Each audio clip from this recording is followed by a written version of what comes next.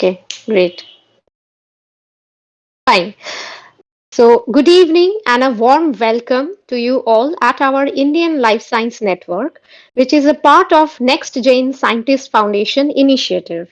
We at Next Gen Scientist Foundation aim to ignite the young minds and assist them in shaping a career in science. For this purpose, NGSF has taken a number of initiatives like the NGSF internship program that provides financial support to the students who wish to pursue research projects in any of the Indian institutes in outside of their laboratory within India. We also have an annual essay competition to encourage science communication. We have a platform for a writing blog where young enthusiasts and science enthusiasts can discuss any topic of their choice pertaining to science.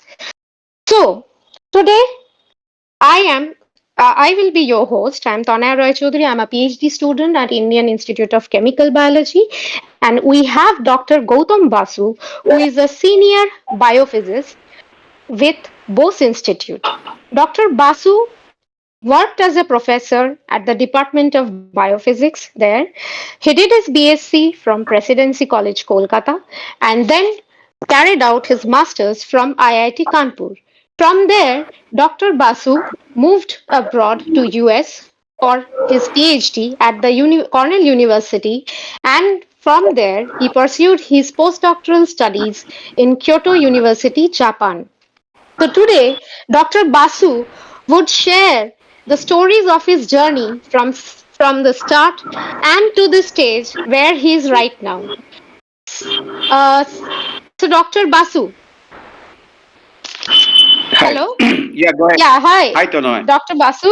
Yeah, hi. So, Dr. Basu, my first question to you would be Call me what? Gautam, not Dr. Basu.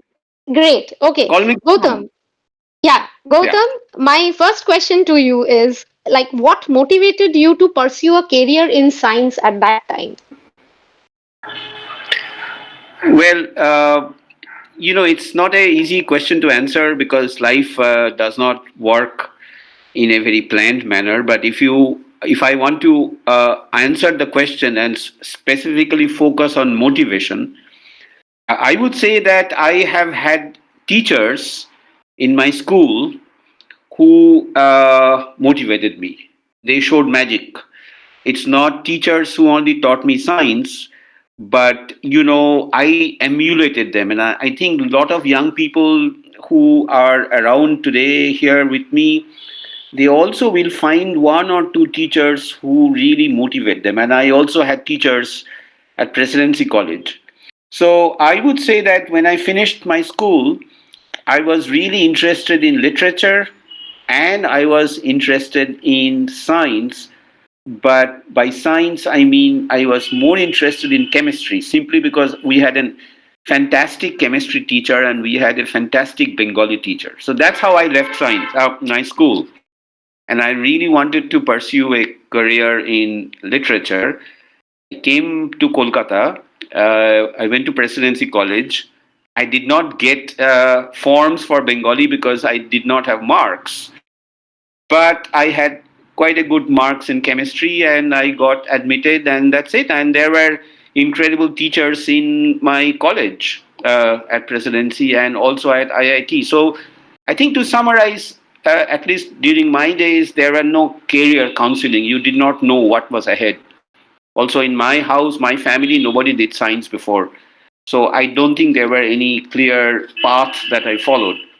But if you ask me, I would say teachers. There are one or two teachers who really influence you, and that would be my answer.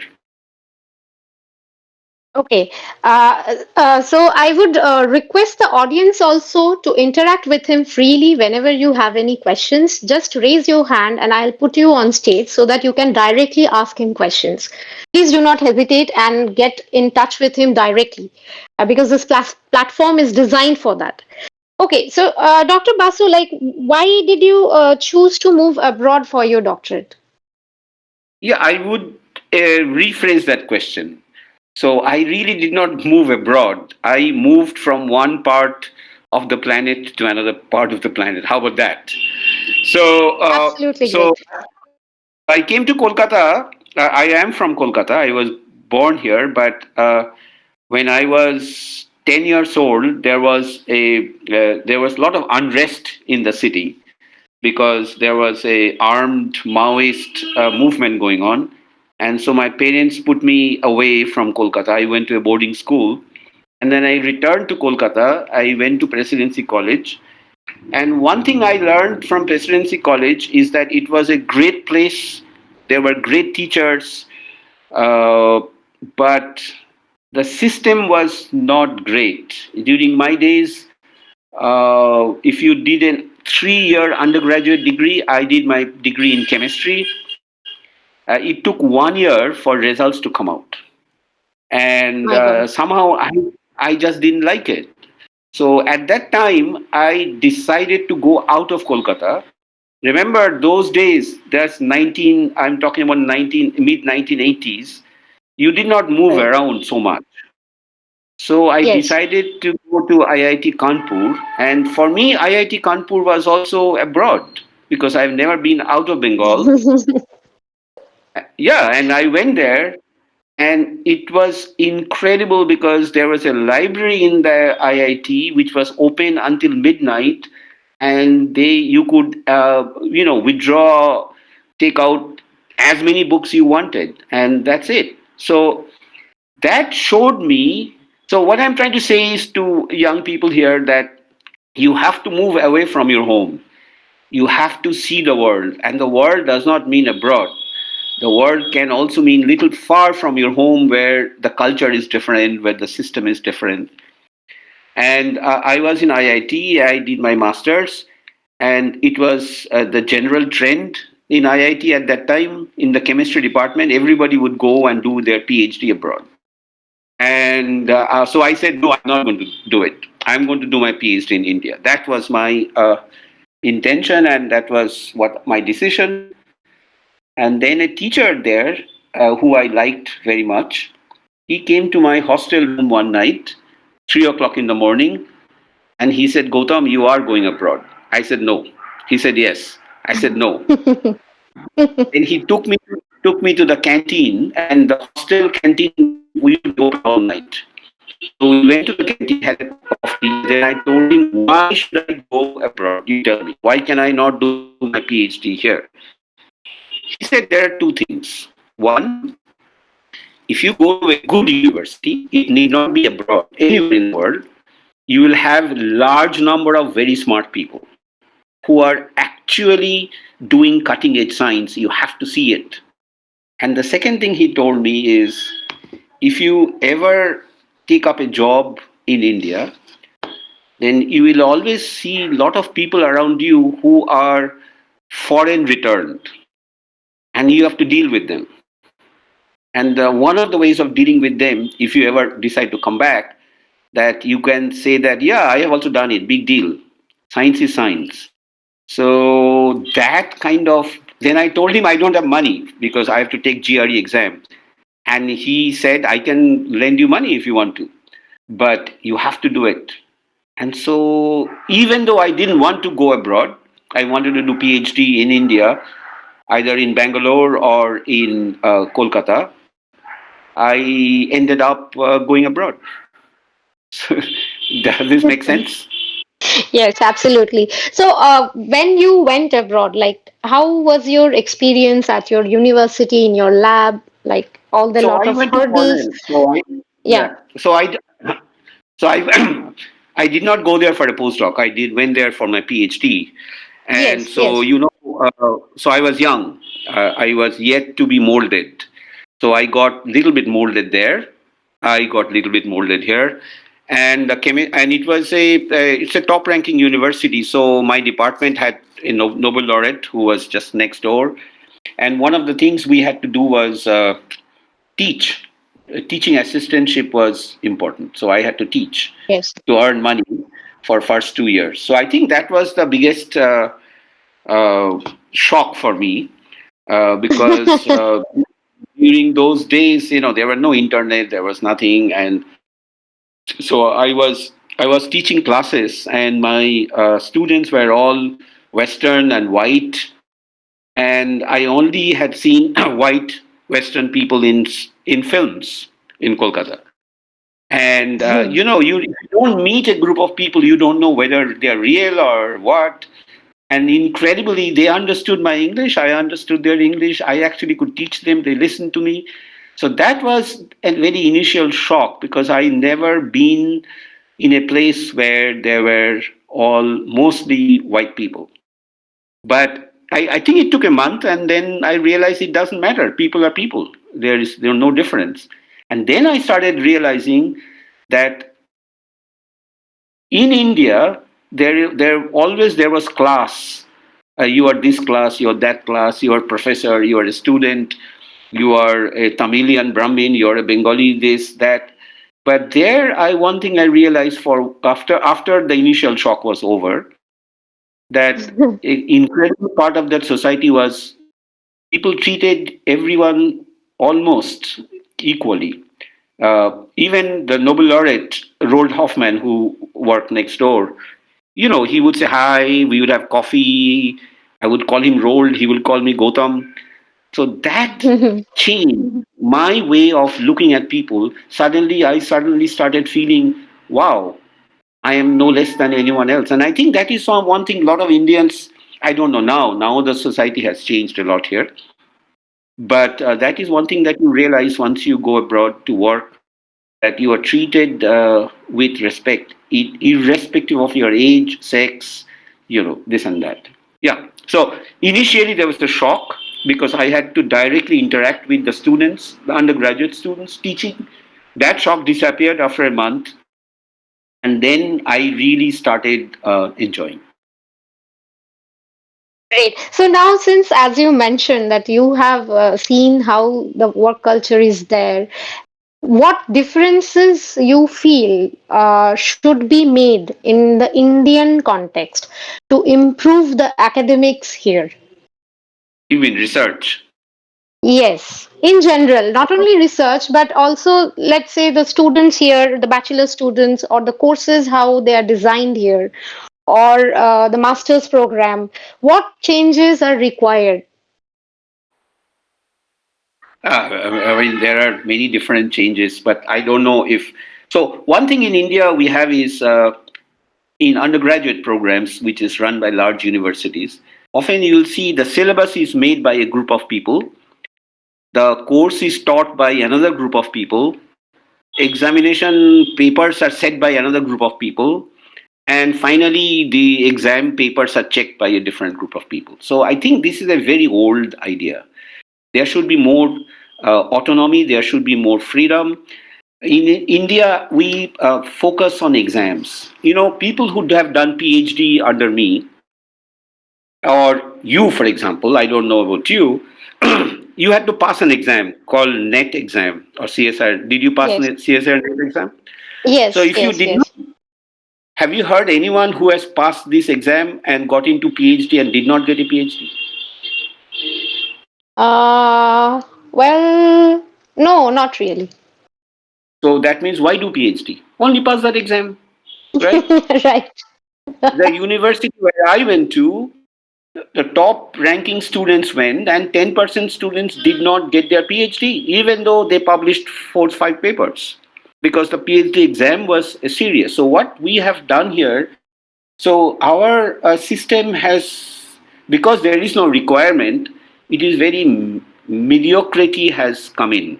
PhD, for example, is not for mediocre people. This is my feeling. All my students Yes. got their PhD. But what I'm trying to say is that to get your PhD in India, all you have to take this exam called CSR NET. How do you pass an exam? You look at the questions, last year question, and you orient yourself to pass the exam.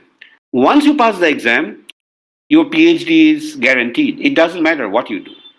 So this, I'll give you an example, shows how exam oriented we are. We have to be less exam oriented, and the only way we can become less exam oriented is if we have the confidence. Because we don't have the Right. confidence, we need some stamp, we need a certificate. This is one Right. thing. Also, the teachers. are the ones who finally deliver.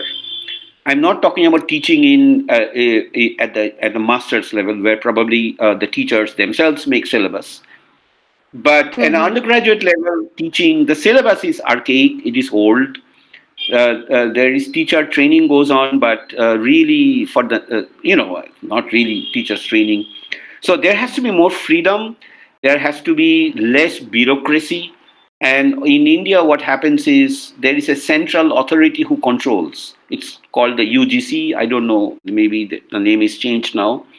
So India is a very Mm-hmm. big country and very diverse background. So one central authority cannot control. Then what happens is freedom is not given. So I think these are some of the points I think in India. Also bureaucracy. For example, you are doing research. Right. Majority of research grants are government grants, and the moment you use government money, there are rules, and these rules apply for everything. So for science, you cannot have such rules. You cannot say that I give you money and you spend the money within this financial year and you have to follow these rules, that rule. So what I'm trying to say is science is a very creative thing. It's very creative, pursuit. So in India, unfortunately, bureaucracy is a big problem that stands between achieving good science because we have money, we have talent, we have infrastructure, but still we do not achieve as much cutting edge science as we would. And I would say there are a lot of bureaucratic hurdles, like Calcutta University, where many of my students do their PhD because Bose Institute cannot give a degree. The requirement is Mm-hmm. that to get a PhD, you have to have one first author paper. Now, you tell me, why do you need a paper for PhD? You don't. You can Yes. have five papers and still not get a PhD, and you can have no papers and still get a PhD. So, what happens now to get PhD? The guides, including me, we make up a quick paper. Somehow we have to publish it. Until you publish, you cannot do it. So science goes down the drain because if you want to publish, it's easy to publish easy papers that only do confirmatory science. So science can be three kinds. One is you confirm a hypothesis, confirmatory. Other is incremental science, where you increase the knowledge a little bit, or there can be paradigm shift. You come up with completely new ideas. So it's easy to publish confirmatory science. A majority of papers published now, not just in India, in many other places, is confirmatory science. And but we need to ask, when I say good research, I mean paradigm shift work. I mean at least incremental increase in knowledge. But for that, a paper may come, may not come. So again, it's a rule.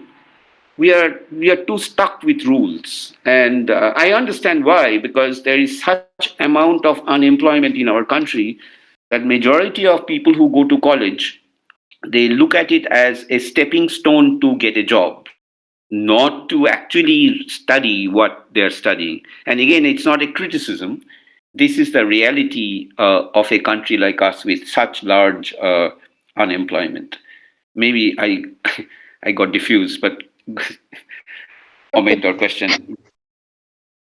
No, I understood. But Gautam, like as you mentioned, that paradigm shifting science, would that not require quite a considerable amount of time? But unfortunately, usually in India, I mean, students are supported for only 5 years. So is that not another factor for, I mean, the pressure to publish within that? Otherwise, like No, so it's there should not be any pressure to publish to get PhD. That's what I'm trying to say.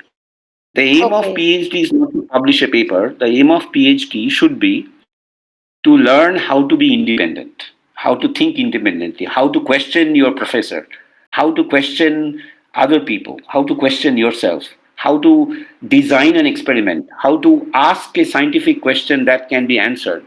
I think these are skills that you learn when you do your PhD. So, right, because when someone publishes a paper from their PhD, you tell me, if you remove the guide's contribution, can the paper be published really? Most papers cannot be published. So for right. every student who gets a PhD, the guide should get his own PhD, another PhD.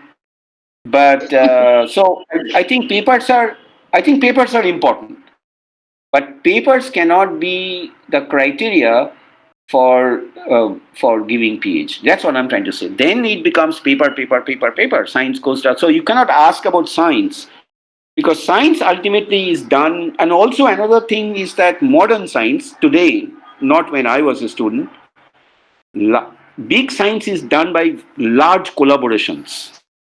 And Right. collaborations are not so easy here for many reasons. I don't want to get involved. Mm-hmm. So that is a problem. And also, good science happens when there are not just collaborations within India, but international collaborations. So a scientist from here has to travel to the US, to Japan, to Switzerland, to wherever, and scientists from there will come. You tell me how many students from Europe come here as visiting students and spend 6 months. For whatever Yes, it's reason, a they don't. So, yeah, it's but very that is rare. important. You have to do it. It's an interactive thing, and as always trying to emphasize, like science is international. I mean, look at protein structures. There is a big database called the PDB, the protein structure database. You are aware of it, right? Yes, So yes. structures solved anywhere in the world are submitted there. It's an open source database. It is not Mm. controlled. It is free. Because of that PDB, or say you have UniProt, the sequence database. So Right. I go and mine that database, find information, write a paper. Could I have done it if people all over the world did not submit their structures or sequences there just like that without any money? So ultimately, modern science, which is data driven, and also modern science has become more technology oriented. You have to have collaborations, which are not an easy job here, and also international collaborations. And uh, and I also think that students, and also I mean, our society is hierarchical, so often students themselves, when they come, they are always saying sir, sir, sir, sir, sir. They don't learn that no, I should not say sir, I have to be on my own. The sir is also loves it that you're calling him or her sir or madam, Yes, because it's yes, part yes. of our society. So science, as we do now, I mean current science, the science you have done, or the science I do, this science developed for specific historical purposes in Europe several hundred years ago. I'm not saying this is the only science, but and it is a very democratic, it is very open. It started because it challenged the church. By church, I do not mean the Christian church, necessarily, but it Mm-hmm. challenged social ideas that kind of did not allow questioning. And that's how questioning Right. started. And I think in our society in general, in a homogeneous manner, such social changes have not happened. So even young people who come to work with me, it takes them 2-3 years before I can convince them to question me. So that's another reason I think a lot of Indians do very well when they go to West, because the society allows them to ask questions and bring out their full potential. But I think when they are in India, they are more like they have to follow certain behavior. They have to follow rules. Uh, anyway, I want to hear comments. Okay, I Yeah, don't so know. we have one person from the audience, Satya. He would like to interact with you. So, Satya, I'm putting you on stage. Hi, Satya. Satya, are you there? Yeah, can you hear me? Yes, Satya. Yeah, so my question is regarding the publication of papers. So, an increasing number of students these days, we actually believe that if we have one or two publications in our CV, it becomes an easy way to make the people know that we have suitable research experience, or we have done suitable professional work in science. So, considering your argument that papers cannot prove our knowledge, how can we make people know that we are eligible for a PhD? Because these days, most people, they evaluate our application with our CV and with the number of publications we have. So, if not with publications, how can we make them know that we are into science, and how can we make them know that we are eligible for a PhD? Hi, Satya. So I'm not against publishing a paper. I think publishing paper is very important. That was not you probably misunderstood me. I said a paper cannot be a prerequisite for a PhD.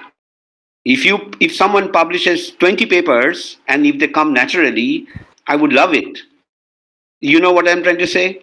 So yes, Yeah, papers yes. are important. You need to have papers.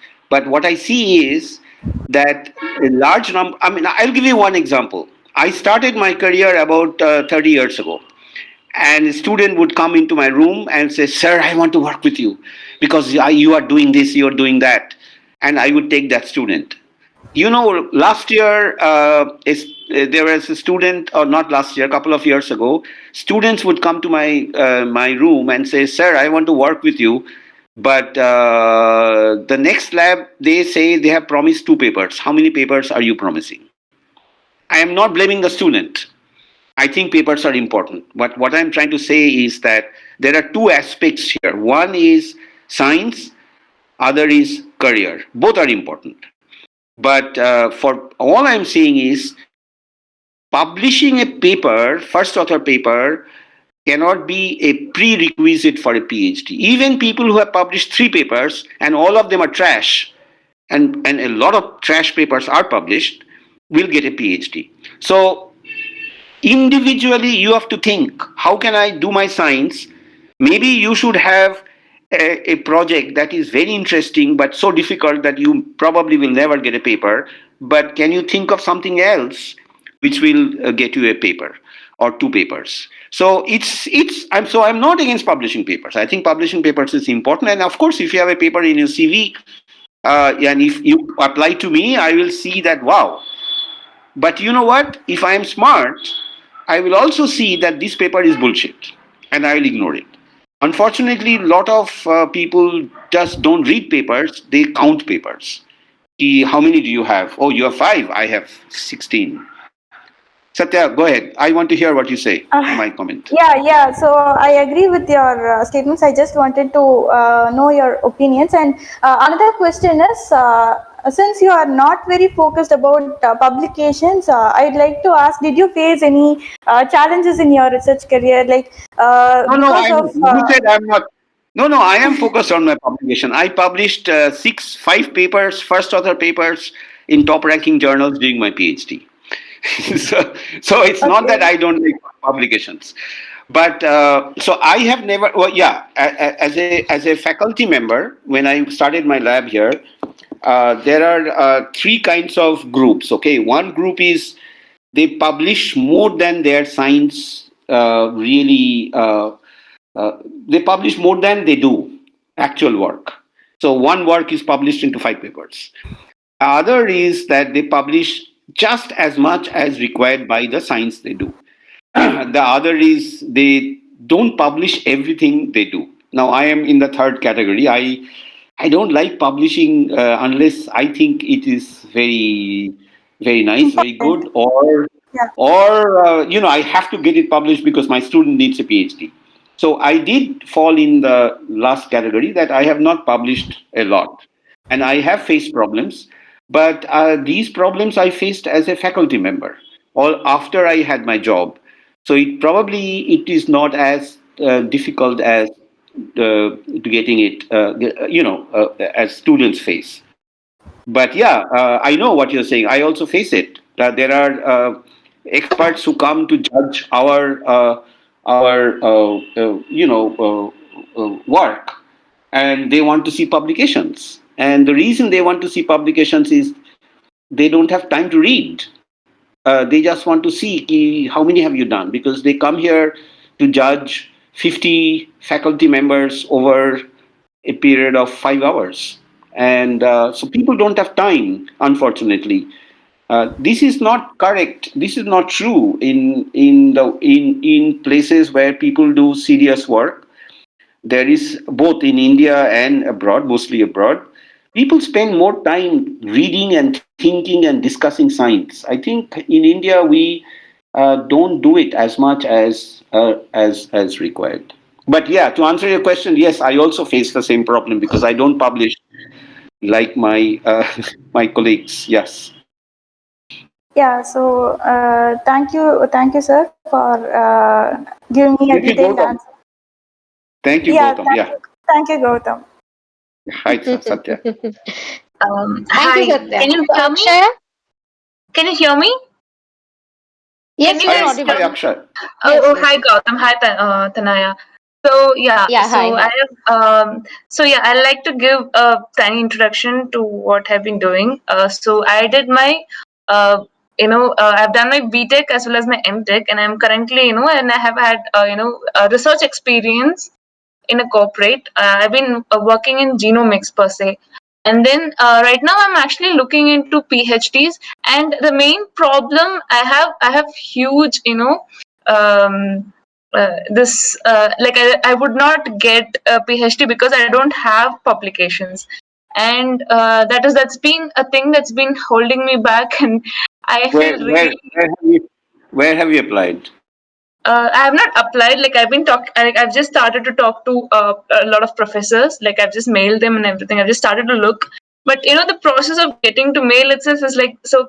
I'm not really confident about that I would get it because of I don't have proper works. Like that's from my No, side. no, no. So That's no, that's not true. You okay, where do you want to do PhD, in India or abroad? abroad. Where abroad? Bangladesh Uh, or No, no. United States? I've been looking at places in US. I've been looking at I've been working in cancer genomics, and I've been looking at few places at the Salk Institute and as well as few professors under MD Anderson Cancer Center that's in Texas University. But Right. like So, yeah, so but you have to ask yourself, yeah. to do PhD at Salk Institute, you have to compete with other PhD applicants. Okay, that's a reality. Number one. Number two is your MTech and BTech was in what subject? So my BTech was in bioinformatics. I did it at State University, and then my MTech was in biomedical engineering that I did at IIT Madras. But still, I don't have a paper that's been You holding me don't back. need a paper. You don't need a paper to enter a PhD uh, program in the US. Okay, Okay. because of the COVID pandemic, now entry programs in the US, they do have not they have removed the mandatory GRE test. But Yeah. In a lot of but places, yes. have you taken GRE? I have not taken it yet. I have not done that yet. So what you have to do is you have to take a GRE exam, and Okay. you have to do well. That is a Yeah. standard test, and if you do well, then that GRE test will tell them that this candidate is on the top 1% or 2% of everyone who took GRE, and that will give them confidence. Number one. Number two, to get into the US, what you require is two very important things. One is Okay. you need to have a good. So you said you did your undergraduate at Arizona State University? No, No. no, no. I did a state university, not Arizona State University. I did it over here in India at Okay. State University. Yeah. So And then what they look for, they look for. You have to write an essay, and you have to say why do you want to do PhD, yeah. and that essay is very important. You have to be truthful, and you have. So what they look at is they want to see people who are very motivated to do PhD, because PhD is not really a degree. PhD is more like you are into science. You want to. there is some passion in you, passion to do science, and you have to have the creativity. It's not that you take classes and it's over. So that essay that you write is very important, and you need to have strong letters of recommendations. And Yeah. I know this year what they're doing is, because I'm involved with some university admissions there. I know this year what they're doing is, because they have not done GRE based on the applicant's CV, meaning where he or she falls in class, the essay and the recommendation, they shortlist, and then they are interviewing Yeah. in lieu of GRE. So for you, because you also had an industrial background, you worked at the industry. So you have to really write the essay very well. Why, at this juncture of your life, you want to pursue a PhD, and Okay. why do you want to do it in Salk? Okay, it So, cannot but be I want to go to the US and I want to be a green card holder. No, that cannot be the answer. Even if that is the true reason, that cannot be the true reason, because that is okay. what they are looking for. Okay. Yeah, yeah. I've actually my industrial exposure is also in research. I actually am in research. I work at Tata So Research Center. Yeah, So write that down. Write that down in your essay. That is very important. And I don't yeah. think. I think European PhDs are different. They are only for you can Three do it in years. 3 4 years, Yeah, and there is no coursework, and they look for papers. But in the US, you have to take there's course. coursework. It's a different kind of way of doing Yeah, PhD in the yeah, US, yeah. and so you have to convince them that you are interested, and Okay. it, but I don't think paper is a prerequisite. If you have one, that's Okay. good. But remember, they can see they can differentiate between a good place will be able to differentiate between a good paper and a junk paper. So Yeah. only a paper uh, may not be enough. But if you Mm, have that real potential, your recommender will write recommendation letters, and yeah, that is extremely important. Yeah. yeah. So good Thank you, luck. thank you, thank you, thank you so much. Thank you, Gautam. Yeah, thank you, Akshay. Thank you.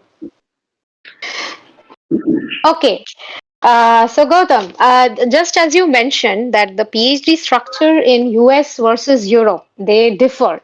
So which one, according to your perspectives, is a better choice for a student? I had two girlfriends in college, and one time I decided who should I go out with, and the answer was they're different. One is an apple, the other is an orange. So I would not say one is better than the other. I think there are two different ways of doing it. The outcome is different, and it all depends upon the student what he or she wants, which system they want. So I think the European system is also quite good. They don't have that coursework business. So, and I am biased because I did my PhD in the US. So, I would prefer that you do a coursework and also you do some teaching assistantship, because as you teach, you also learn how to teach. You also learn about simple, basic topics that you are teaching. But Europe, I don't have any first-hand experience, but I would not count Europe out. I know a lot of Indians are now going to the US, partly because you can get your PhD very quickly. But I think there are two different systems, and I think anybody who is aiming to do PhD in Europe or America, they have to look at, if they want to do coursework, if they want to, uh, uh, you know, uh, yeah. So the answer is both are good. They're different. It's not so easy to choose. So what should be the metric for choosing? Like if you are a student, from that perspective, The what? metric for choosing is so. What was my metric for choosing my girlfriend? So the answer is not in the girlfriends. Answer is in me. I have to ask myself, who am I? What interests me? So one is interest, and then what are my core skill? So my core skills, I have to know. If I know that I really am poor in math, then I don't have core skill in math. if I have interest in biology, even though I don't know biology well, but biology fascinates me, that is my interest. So anyway, what I'm trying to say is ultimately the answer lies not in the universities, the answer lies in the student. And if the student can really find, I think if you go to a counselor who is helping you, a true counselor will try to find out who you are, identify, and then automatically it will be clear which one is better. And even if you choose Europe, there you may have a offer in Denmark, you can have an offer in Belgium, in France. How do you choose? And I mean, I sound philosophical, but I think it is very extremely important for every student to ask, who am I? And the choice will be easier. Right. Sorry, I'm No, avoiding absolutely the fine. question, but I think I'm saying something. Maybe I'm getting old, but it is important. Uh, Yes, true. It is absolutely important. Okay, so you did your postdoctoral studies in Japan. So how do you find the system in Japan? It's more or less same at what you found in US, or it's a bit different? so the way I ended up in Japan is when I was finishing my PhD, I decided one thing. I decided that I'm going to leave US. Why? One reason was all my friends who went there from IIT Kanpur do PhD all decided to stay there. So if they had all decided to leave, I probably would have decided to stay. So I decided to leave, and I didn't want to go to Europe for a postdoc. And at that time, I had interest in Japanese Buddhism, and Kyoto was a. So one night I dreamt that I was in Kyoto, living in a small, close to a Zen temple on a mountain.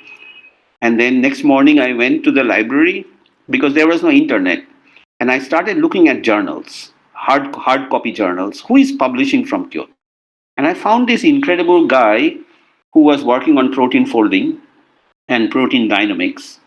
So I sent him a fax, and he replied back saying that yes, I can take you, but send me letters of recommendation. So I sent him letters of recommendation, and one letter was written by that Nobel laureate.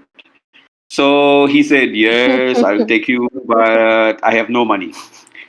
I said, wow, how do I get money? Then he said, well, next month in Nature, there will be an advertisement, Human Frontier Science Program Organization, HFSPO. They are still a big funding place, and they support postdoctoral things. You apply. So next week, Nature, I saw it came out, and it said that I have to write a proposal. A proposal has to be submitted. So I faxed to this guy Hmm. in Japan, what proposal? So he wrote back, what proposal? I don't know. What do you want to do? Write it up. So next 3 months, I wrote a proposal, something I'll do, which kind of matches the interest of this guy in Japan. And I submitted my. I'm saying this because how Japan came to my life. Normally you would not think of going to Japan. When I went to the US, I never thought of Japan. And so I submitted. So he agreed with the proposal. I submitted thing. And after 6 months, I was yet to finish my PhD. I got an offer. They gave me an offer.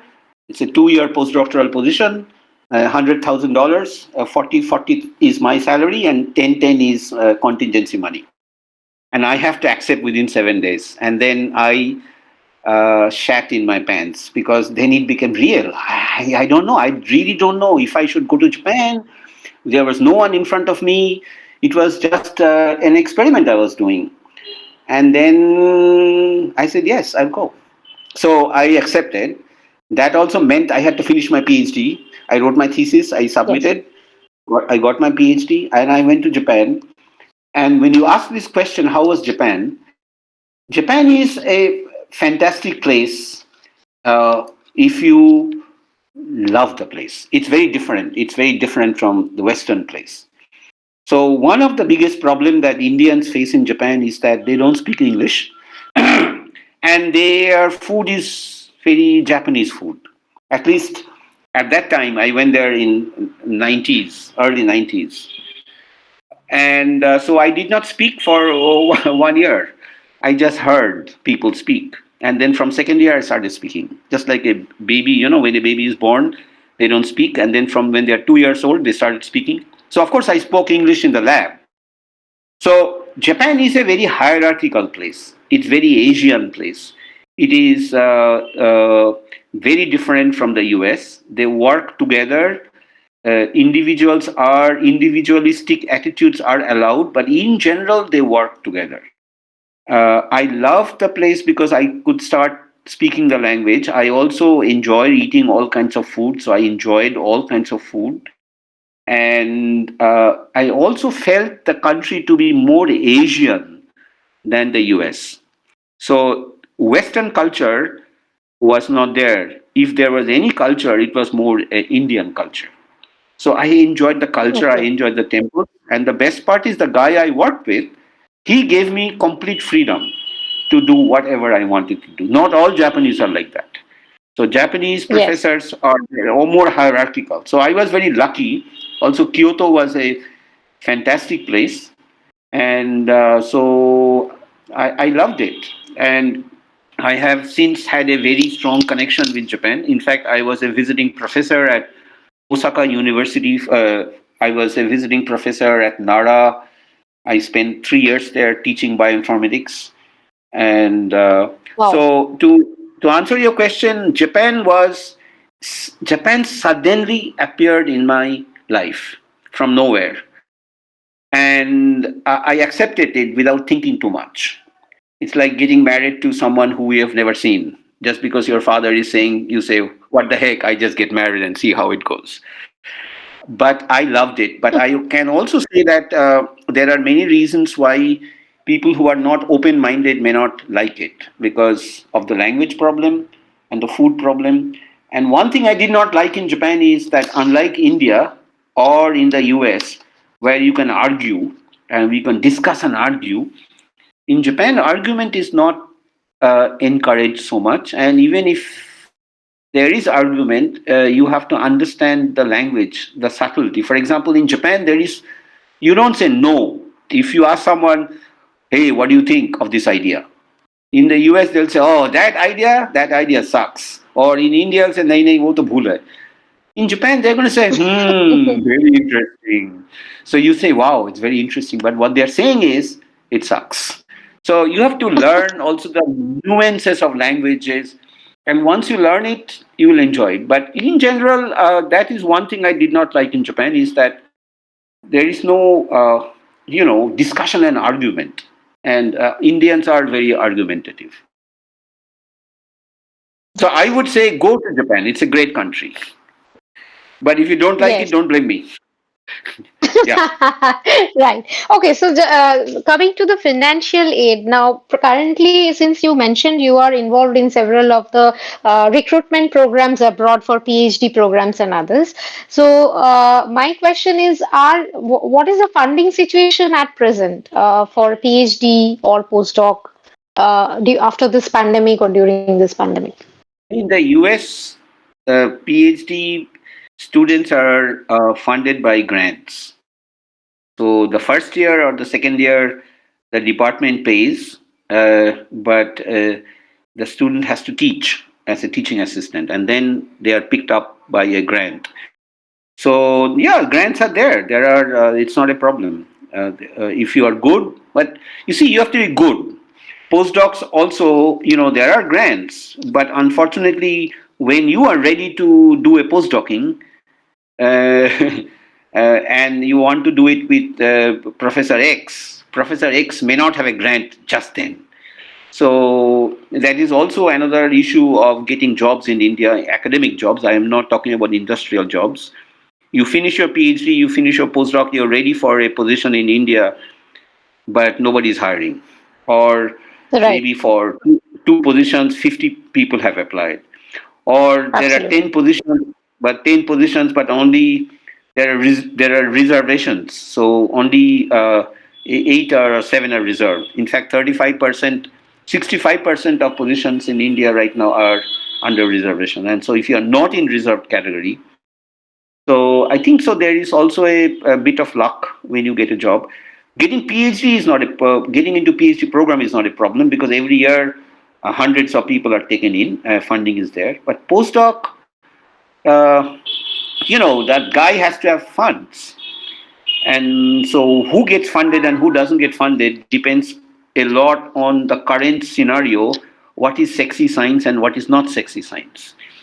So don't worry about it. Your professor who writes a grant has to figure it out, and so not so good science does not necessarily get funded.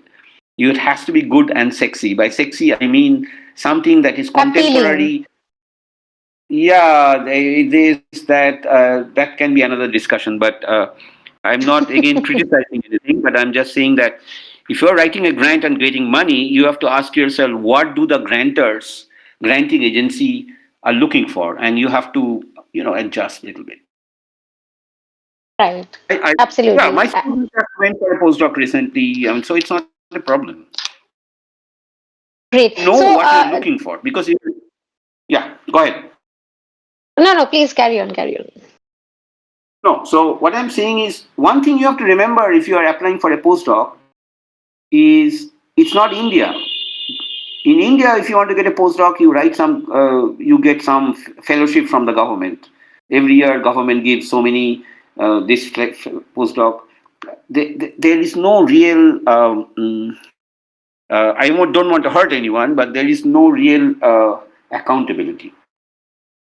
But in the US, say I'm a professor there, I have a big a grant, and I am working with a protein system, and I want to do some work I want to expand, I want to get involved into structural work. And I don't know structure so well, but I want to get involved. And I wrote a grant.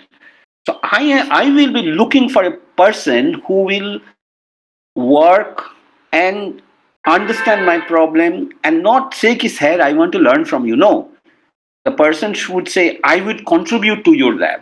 So if you are looking for a postdoc, you have to say how you sell yourself. If you think that, yes, this is something I know very well. If someone gives me freedom, I can independently set up experiments and I can do things. And then you can approach people who you think you like their work, but you can also contribute. So that way, postdocs. So postdoc applicants have to be very clear from India that what they are looking for is someone who will come, join as a postdoc, and expand the project, who will take up independent charge. So I think if that is very clear, then you have to try your luck at different places and you'll get it. But if you just say, sir, I've done my PhD, I've done 5 papers, do you have a position? Can I come? They may not want to because I, as a Indian professor, I have several friends in the US, professors. I get emails from them asking, Gautam, can you check on this guy? He applied from India and he's saying this, this, this. Is this bullshit or is it correct? So I have to make comments to them. Yeah. Right. Okay, so one more question, like with respect to the funding, like we know that several journals actually support expenses for conferences. So are there such programs for funding research from journals, different reputed journals? I don't really know. I won't be surprised if there are on some special topic, but I really don't know. I'm not an expert on that. Okay, so then, Yeah, sorry. so how, I mean, why did you decide to return back to India since you were enjoying your stay abroad? You really want to hear? Yeah, of course, why not? Can you take the truth? Sure, go ahead. So in Japan, I was hanging out with a partner, a girlfriend, and I was very unhappy.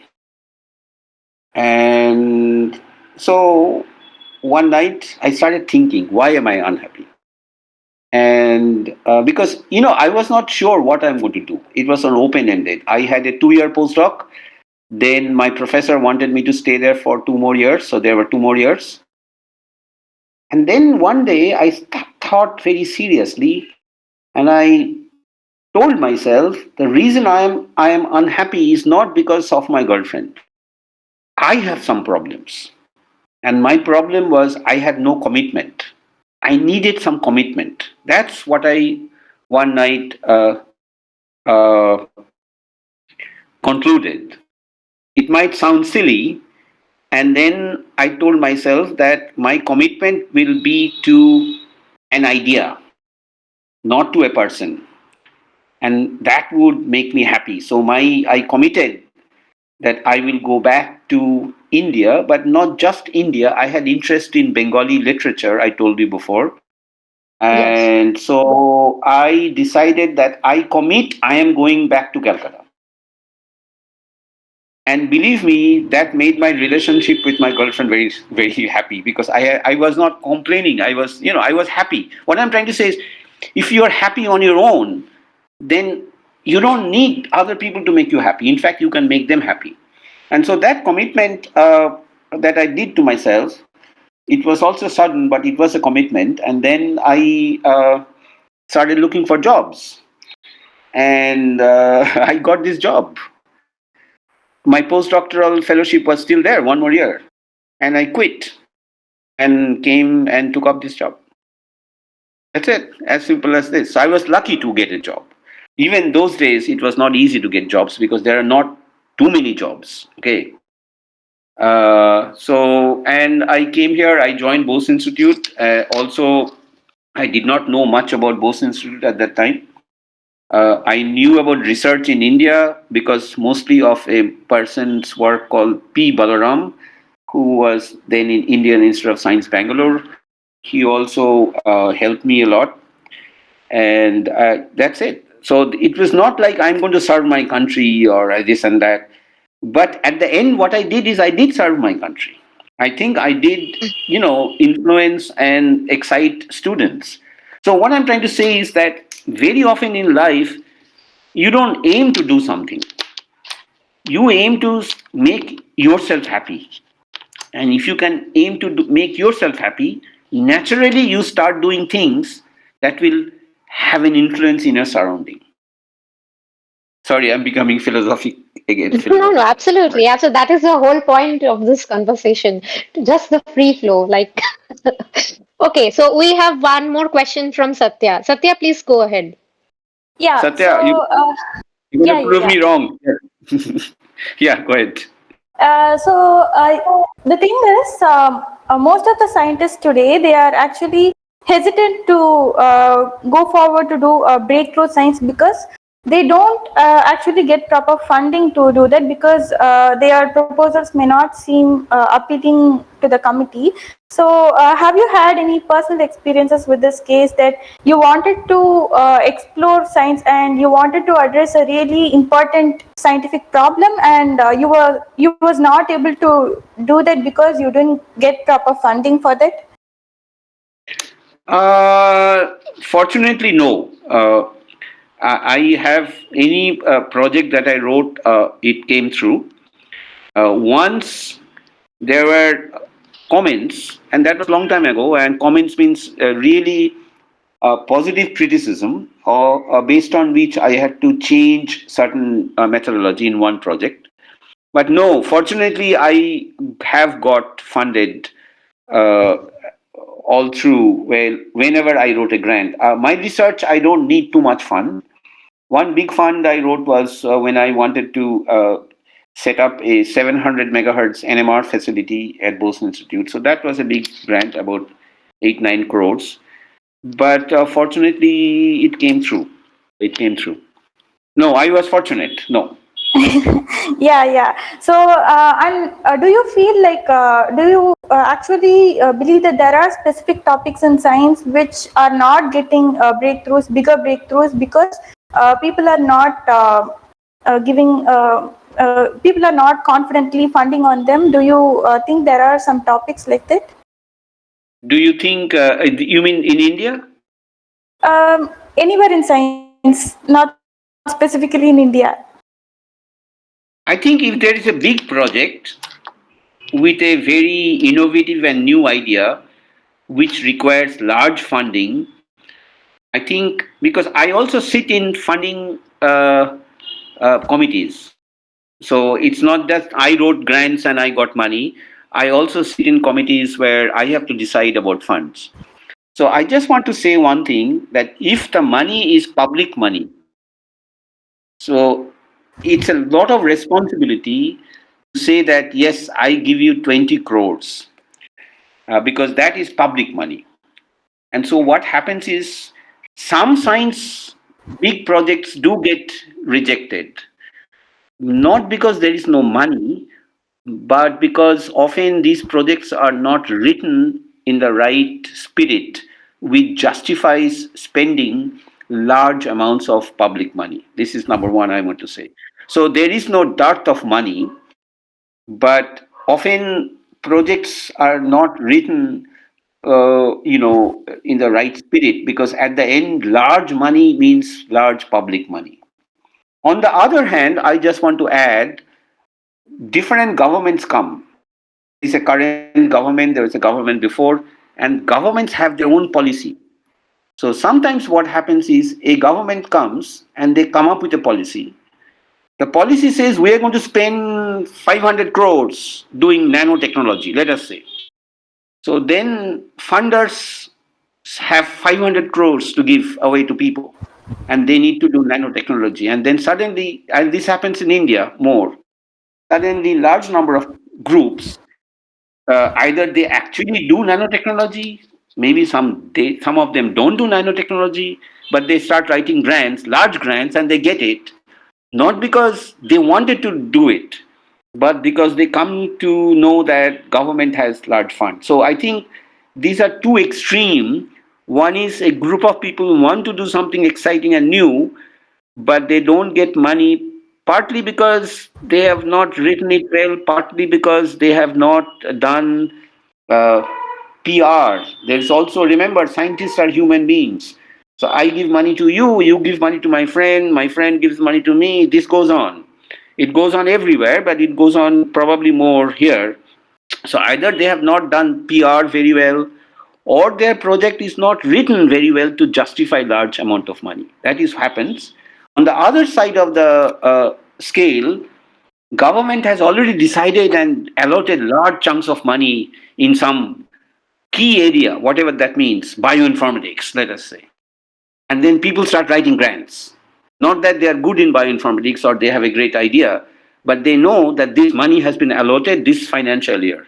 So yeah, there is anomaly in granting on both sides of the thing. Did I uh, Yeah, did I address your question?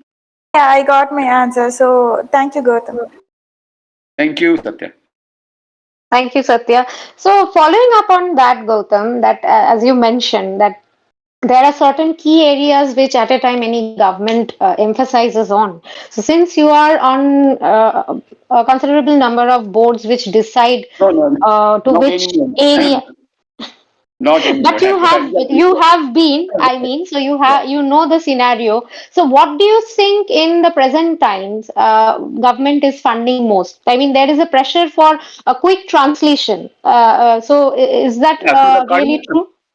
I am not so clear, but my feeling is that the current government is trying to fund large collaborative projects. I am, I am part of one. I was. So in Kolkata, for example, four or five institutions like Bose Institute, Indian Institute of Chemical Biology, Indian Statistical Institute, National Institute of NIBMG, ISAR Kolkata, they have come together in a cluster project and working on oral cancer. So Yes. this was an initiative of the government, and the government's initiative was, I am not going to fund Bose Institute or IICB, but why don't you come together? And I think it was a great idea. But Yes. we have never collaborated like this before, and there is so that this is one thing. So large groups of institutes together This is one thing. The other thing, as you said, is translation. And the translation idea is not just this government's idea. The translation idea is something that is now all over the world. Everybody, because currently in 2022, as we speak, the human civilization has one major goal: to make profit. Making profit is not a problem, but only making profit. So anything you do, the question is, will I get a product from it? Will the product sell? Can I make money? And I'm not again going against it or for it. That can be a different discussion. So translation is an important aspect that is given importance by this government, current government. But I think if a different government was there, that also would have given it, because it's a worldwide phenomenon. Translation, product. Why will I do this? What will I gain? Things like that. And whether you like it or not, that is an important part of science. That's why me, being a biophysical chemist, biophysicist, have becoming useless, because all we do is we try to say why something is happening. That's my job, not make a product. So classical biophysicists are losing their jobs.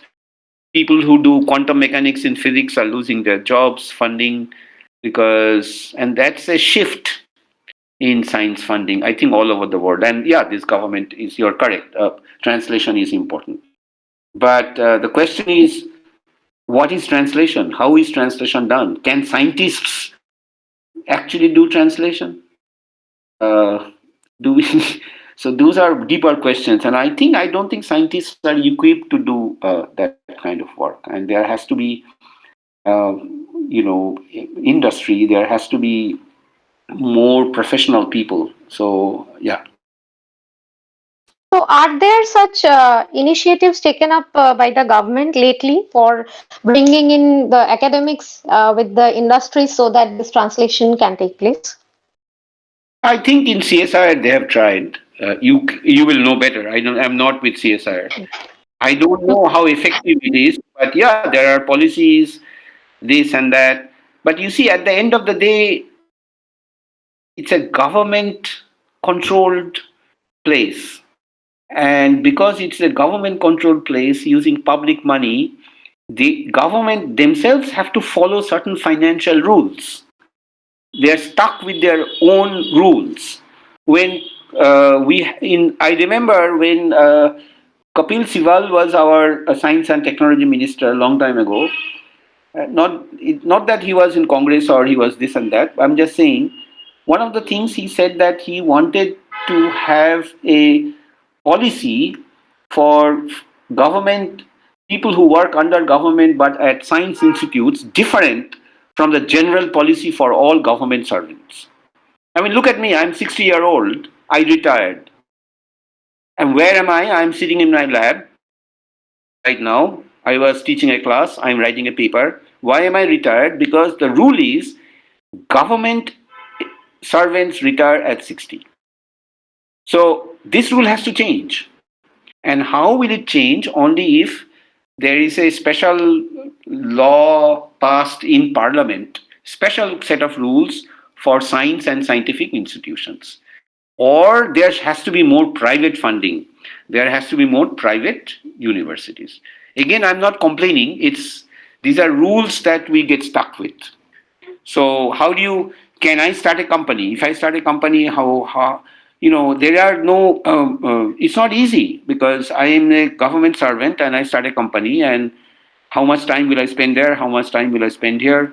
But it is most natural for a lot of professors in the West, when they work with universities there, privately funded or even publicly funded universities, they are much more flexible. The flexibility is there. So creativity and flexibility are very important in science. That does not mean it should be without accountability. So scientists should be accountable, but creativity and flexibility are also integral part of doing good science.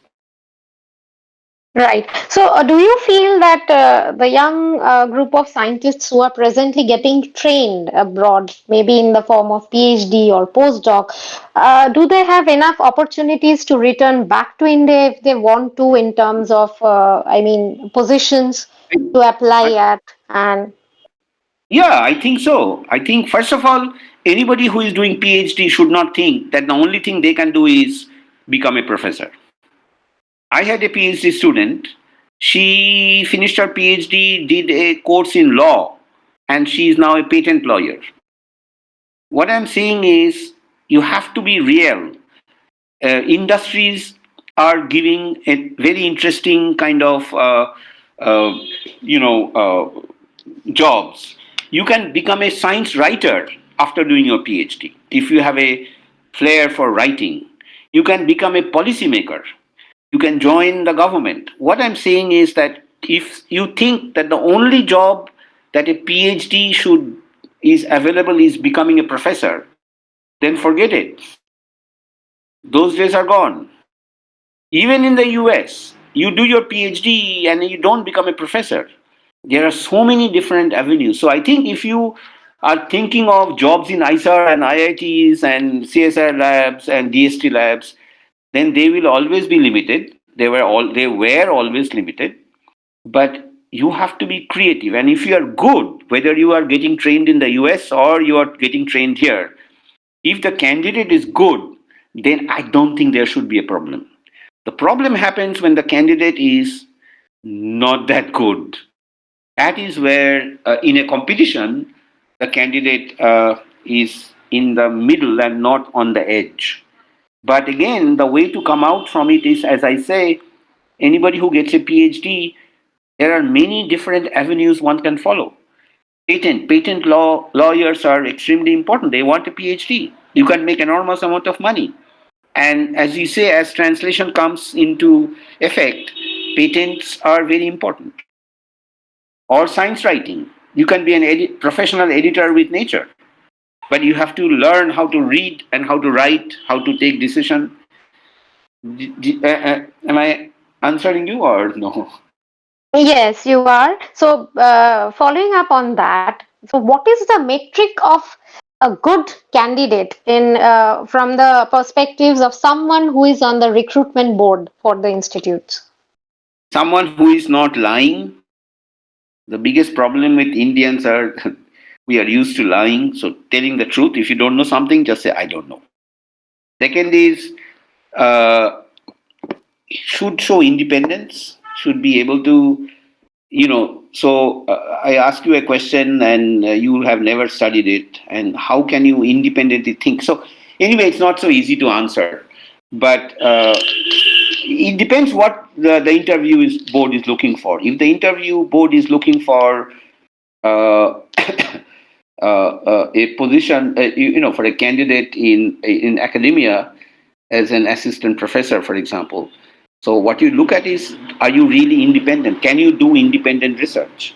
Or are you going to continue doing what you did in your postdoc? A lot of young people come and get a job and they just cannot get over their postdoctoral work. So their entire career becomes an extension of their postdoctoral work, unfortunately. But so that is one thing you want, but it's impossible to ascertain. So a little bit of interaction, then there is interaction. So hard questions are asked, difficult questions are asked, whose answers the board may not even know, but the board sees how they deal with the answer. If the teaching is a job, then they try to find out their teaching potential and subject. I mean, it's like any interview board, but the main thing is confidence to do the job and honesty. Honesty is also something that is, but just being honest is not enough. You have to be competent. But many competent people can sometimes become dishonest, and that makes the board a little shaky. Yeah. Okay, so how much does the impact factor actually score in all these interviews and other recruitment processes? Recruitment processes in India are now followed by some standard rule, which I disagree, but that rule has impact factor to the power 5 divided by 20, take a log of that, then take minus 5, etc. There's a complex rule. Yeah, they unfortunately play a role, but they don't play a role in an interview. I think in the interview board, if you have published a paper in a good journal, it doesn't matter what the impact factor. I mean, people who understand, they understand what is a good journal. They don't look at the impact factor. So, yeah, but unfortunately, because, listen, there are, for one position in Bose Institute, there are 100 applicants. All of them have PhD, all of have them publication. So how do you even screen? So then these things come.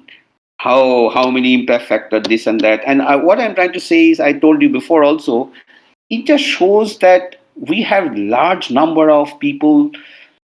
Unemployment is very high. For a few positions, there are thousands of PhD students applying, PhD and postdoc.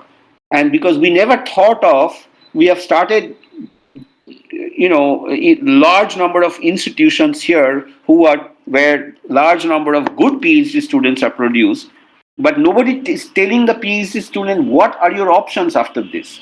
So every PhD student feels that the only option they have is to become a professor. And that's what I was trying to say before.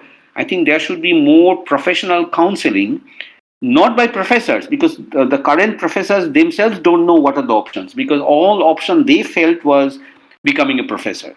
As I mentioned, taking up law after this, becoming Right. or science writer. You do a PhD in biochemistry and then you say, oh shit, man, I'm not going to get a job. So what you do is you do a 6-month course in data science, because big data is coming. Okay, now you want to see that, okay, I need a job, so I want to get into artificial intelligence. So then you start, you have to be creative. Current times are very changing fast. So you may get a degree in engineering and then you may become a doctor, or you may graduate as a doctor and you become an engineer. These are extreme examples I'm giving, but what I'm trying to say is, right now, uh, like, I don't know, some of you may have a kid now or will have a kid couple of years later. Believe me, bringing up a kid in this time is not the same as bringing up a kid when I was young. Your kid is going to hang on with a mobile phone since, he or she is 2 years old. And then if you look at your parents and ask your parents, what do I do? Your parents don't know, because they have never faced this situation. So technology is changing so fast. Careers are changing very fast. I'm not so sure universities will exist after 10, 15 years, because the online teaching, right now we are interacting online. This was not even thought of Right. before. So why even have Right. universities? How things are going to change, we don't know. So we have to be creative. That's all I'm trying to say.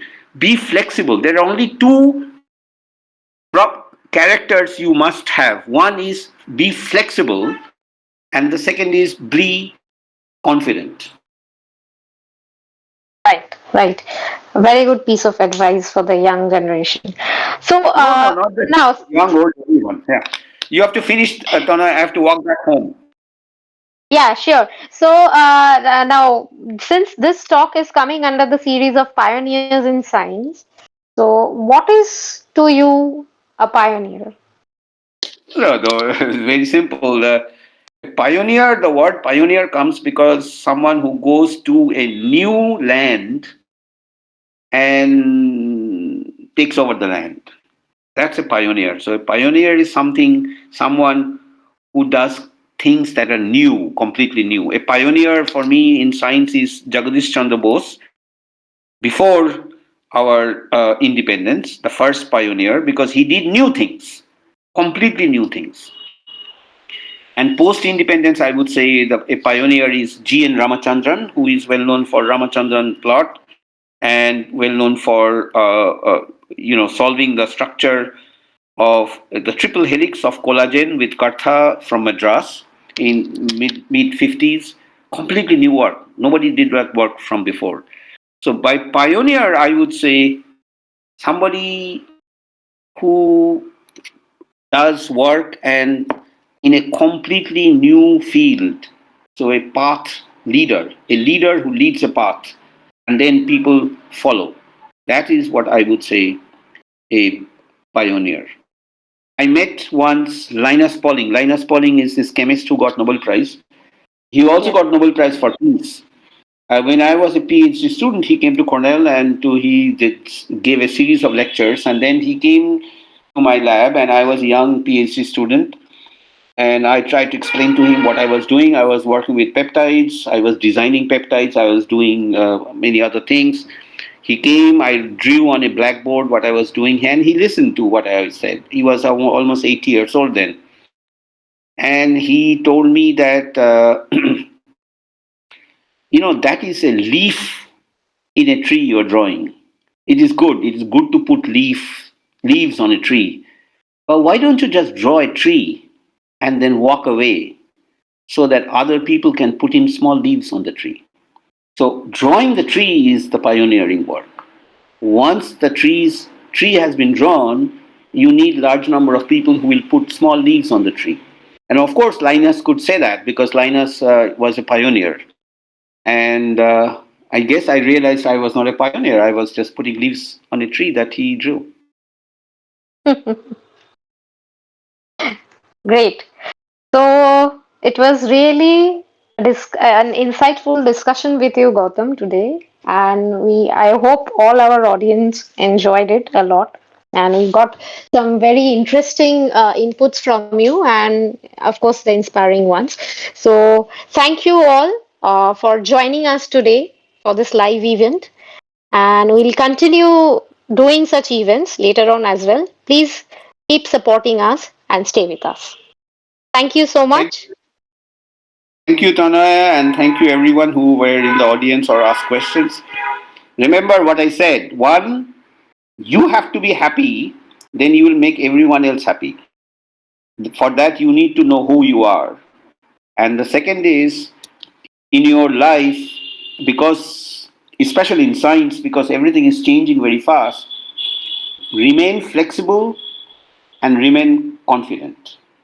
At this age, I teach artificial intelligence and bioinformatics. When I did my PhD, there was no bioinformatics. There were no computers. So I had to learn it. And I still learn, I read, and that is what you have to do. So PhD is not the end because techniques are going to change fast, and you have to be flexible to be with the system. Thank you. Thank you, Gautam. Thank you so much for the inspiring words.